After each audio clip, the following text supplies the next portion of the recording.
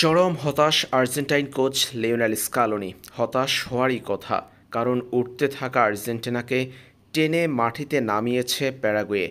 নিজেদের মাঠে প্যারাগুয়ে এদিন জয় তুলে নিয়েছে 2-1 গোলের ব্যবধানে। প্যারাগুয়ের মাঠে খেলতে গিয়ে চরম অনাকাঙ্ক্ষিত মুহূর্তের সাক্ষী হয়েছে আর্জেন্টিনা। প্যারাগুয়ের বিপক্ষে 2-1 গোলে পরাজিত হয়েছে মেসির দল।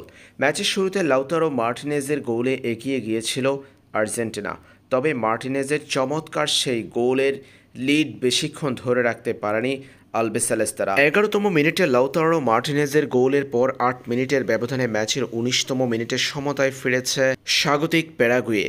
প্যারাগুয়ের বিপক্ষে এদিন দ্বিতীয়ার্ধে আর কোনো গোলের দেখা পায়নি আর্জেন্টিনা, তবে আর্জেন্টিনার জালে দ্বিতীয়ার্ধে 47তম মিনিটে আরও একবার বল প্রবেশ করিয়েছে প্যারাগুয়ে। আর্জেন্টিনার ম্যাচে ছিল Brazilian referee Ederson.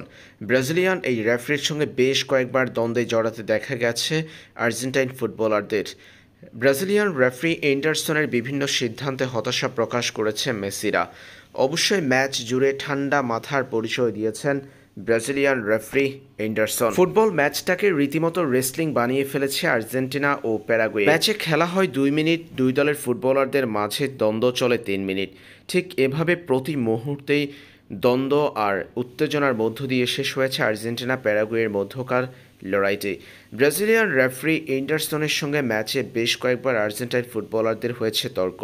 Lionel Messi আঙুল তুলে বারবার রেফারির দিকেও তেড়ে যেতে দেখা গিয়েছে ম্যাচে।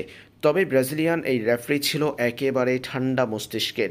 খুব ঠান্ডা মাথায় আর্জেন্টাইন ফুটবলার ও কোচিং স্টাফদের মাঠের আচরণ সামাল দিয়েছেন রেফারি। শেষ পর্যন্ত আর্জেন্টিনা উত্তেজনাপূর্ণ ম্যাচটিতে পরাজিত হয়েছে 2-1 গোলের ব্যবধানে।